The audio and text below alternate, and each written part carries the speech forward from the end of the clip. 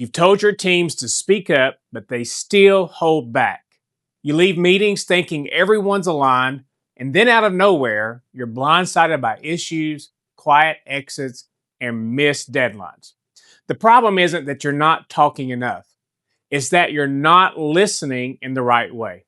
Today in this video, we're going to unpack the art of executive level listening with how to build trust, surface truth faster, and make better decisions with the full intelligence of your team. Because when it really counts, you don't want silence. You want and need people who trust you enough to tell you the truth. Number one, treat listening as a strategic leadership skill. If you only change one thing about how you lead conversations, make it this. Always remember that listening isn't a soft skill. It's a strategic capability that drives trust, speed, and decision accuracy. Poor listening silently erodes performance long before it shows in your metrics. And start naming listening as a core leadership competency. Bring it up in performance reviews and open key meetings by asking this question. Where do I need to understand more before I speak? That one habit changes everything. Number two, know the difference between hearing and deep listening. You can sit through an entire meeting and still not hear your team. Hearing is passive. Listening is active. It happens across three dimensions: physical, which is your presence, mental, which is your focus, and emotional, which is your empathy. Remove distractions and summarize back what you heard. And end with this. Did I get that right? Or am I missing something important? That simple question builds psychological safety instantly. Number three, make the business case for listening if listening showed up on your P&L statement. And if it did, you would prioritize it immediately. Miscommunication drives rework, delays, and turnover, all with real financial cost. Listening reduces errors, clarifies expectations, and strengthens engagement, which directly links to productivity and profitability.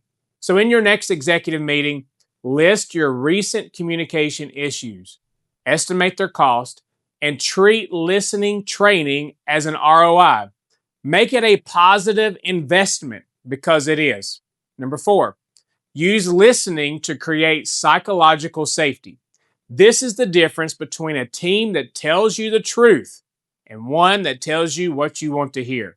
Without safety, people hide risk, have dissent, and they hide their ideas. Everything looks fine until it isn't.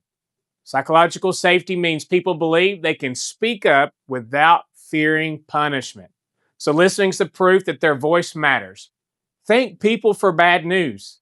Ask 2 or 3 follow-up questions before reacting, and then close the loop by showing what changed because they spoke up. Number 5, listen for engagement, innovation, and frontline insight. If your best ideas always come from the same few voices, start here. Engagement and innovation thrive when people feel their perspective is valued. Listening recognizes expertise, and it taps frontline intelligence that leadership can't see from the top. So rotate who speaks first in meetings, and then invite the quieter voices intentionally and ask who's closest to this problem and what are they seeing. That's where your next breakthrough lives. Number 6, apply practical executive listening techniques. Here's how to make I'm listening something people can feel. Good intentions don't matter if your behavior screams distraction. So use these simple tools. Phones down. Listen 80% of the time, speak 20%, and reflect back what you hear. Ask open-ended questions. Embrace silence and don't rush to fill it. Turn one recurring meeting into a listening lab. Ask more than you tell. And then have a trusted peer tell you how present you actually felt. Number 7, listen beyond the words. Some of the most critical information in your organization is never said directly.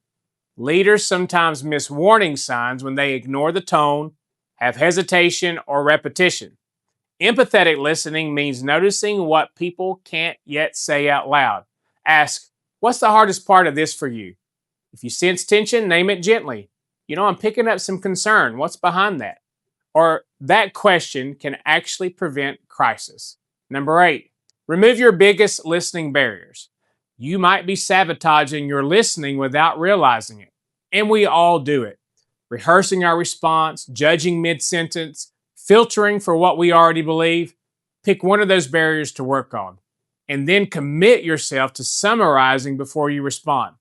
Ask one question that might disprove your assumption.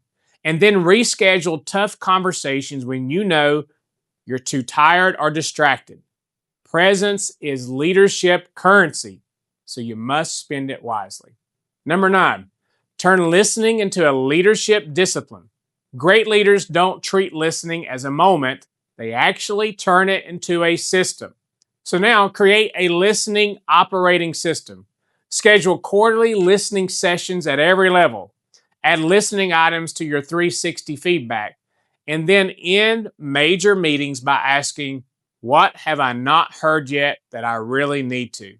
And that's how you build a culture where truth moves fast. You see, leadership isn't about having all the answers. It's about drawing out the best thinking in the room. If you leave today with even one listening habit to practice in your next one-on-one or your town halls, you've already started shifting your culture.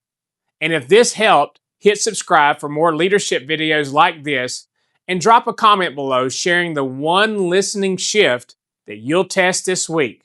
Because I'm going to say this, when you master the art of listening, you don't just hear more, you actually lead better.